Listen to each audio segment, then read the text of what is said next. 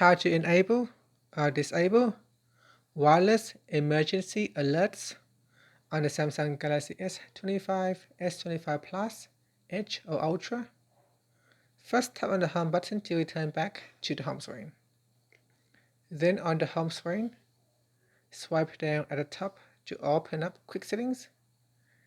In here, tap on the Settings icon. Next, we then scroll down and tap on Notifications. From here, tap on Advanced Settings.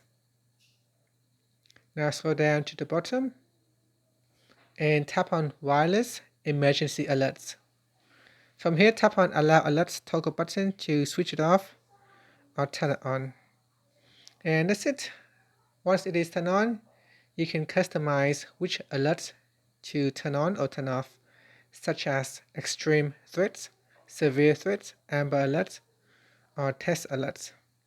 Finally, tap on the home button to return back to the home screen. Thank you for watching this video. If you find it helpful, please like and subscribe to my channel for more videos.